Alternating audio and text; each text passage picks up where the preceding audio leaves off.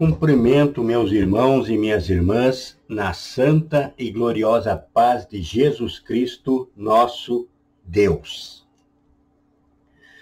No livro dos Atos dos Apóstolos, há uma afirmação categórica de Pedro. E é sobre ela que nós vamos receber do Senhor, do Espírito Santo do Senhor, um entendimento maior nesse dia.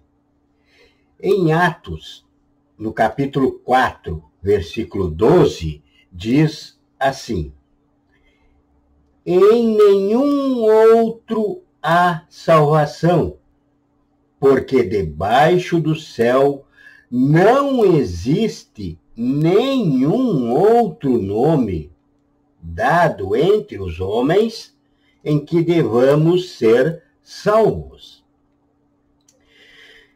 Essa afirmação abrange muito mais em espírito. Então, o homem natural não compreende as coisas de Deus. Somente um homem em espírito pode entender o espírito. Então, essa afirmação de Pedro, que não há nenhum outro nome, não existe outro nome dado entre os homens, abrange muito mais em espírito do que é entendida e utilizada. Por exemplo, é muito utilizada para mostrar, por exemplo, a um católico que não adianta ele adorar a Maria se o nome de Maria não pode o salvar. Mas abrange muito mais que isso, como veremos agora. Há coisas aqui que cristãos que estão dentro da igreja há 30 anos ainda não compreenderam, e vamos entender agora, então. Como veremos agora, por revelação não do homem, mas do Espírito de Deus, por que só o nome de Jesus tem poder. Por que isso? Porque veremos que nem mesmo pedir algo em nome de Deus tem resultado, mas devemos pedir em nome de Jesus. Essa, então, é a palavra vinda de Deus, Jesus Cristo, que vai mudar a tua história. Porque nesses últimos dias nós vivemos momentos de apostasia dentro da casa de Deus. Fala-se aqui, não ao mundo, o mundo já vive sem Deus. Fala-se aqui aos cristãos, aqueles que vivem dentro da casa do Senhor. É para eles esse ensino que o Senhor manda. Porque tiraram o único nome que tem poder para salvar, tem poder para libertar, tem poder para te dar uma abundância nessa vida e no futuro, no porvir, a vida eterna, tiraram do púlpito. E nós vamos ver agora esse mistério sendo revelado. Temos que ter certeza de quem salva. Quem salva? A lei? Os profetas? Como está a pregação hoje em dia? Há salvação fora do nome de Jesus? Como entender a incapacidade e a finalidade da lei?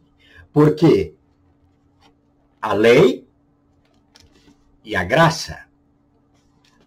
A lei, raiz da graça. A graça é o quê? A graça é o que subentende a lei, os profetas, todos juntos. Porque Jesus Cristo veio para nos trazer a graça. A lei veio através de Moisés.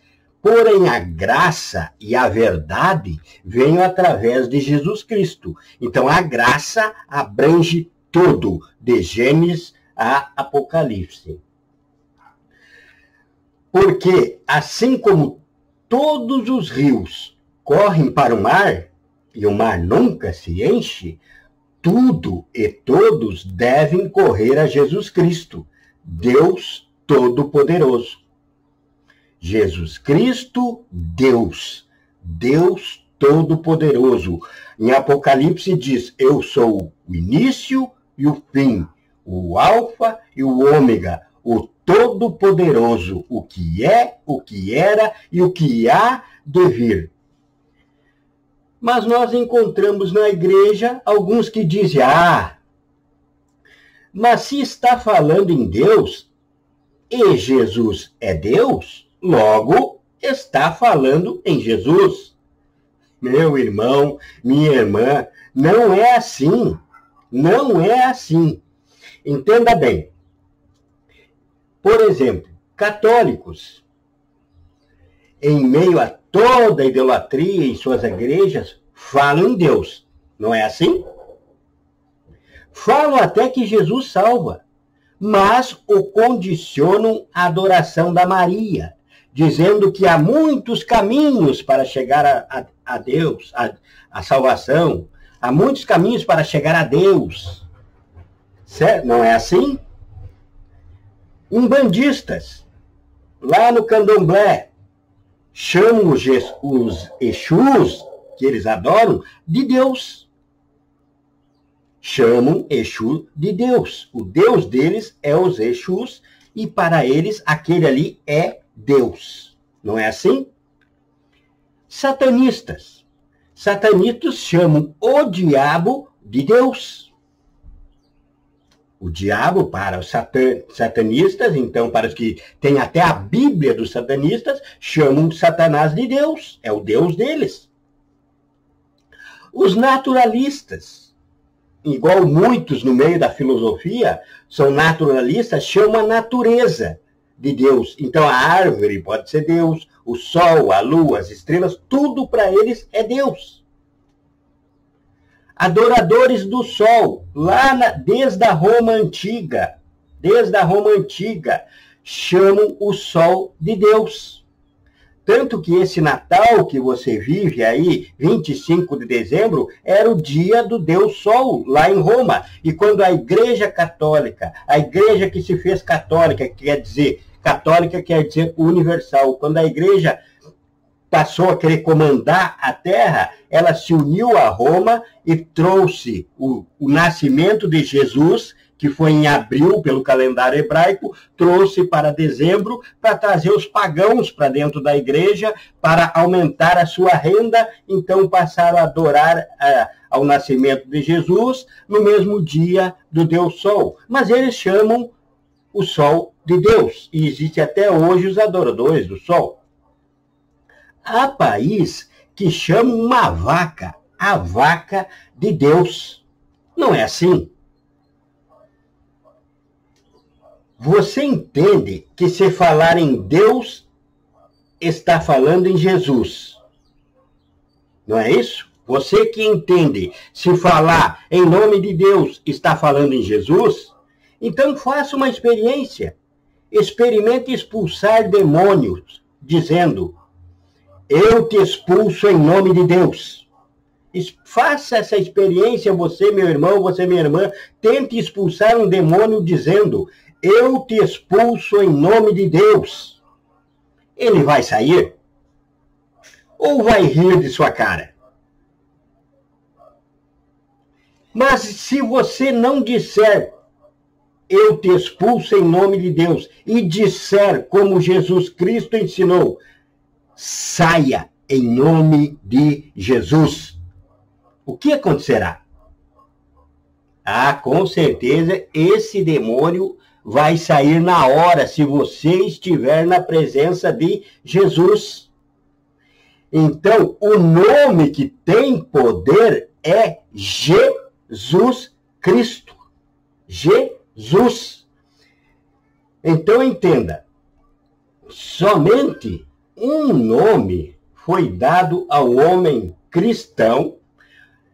Entenda bem agora. O que Pedro disse lá em cima para você, que não há outro nome dado entre os homens pelo qual possamos ser salvos. Não existe outro nome. porque somente um nome foi dado, o que Pedro estava dizendo, que somente um nome foi dado ao homem cristão para identificar o seu Deus.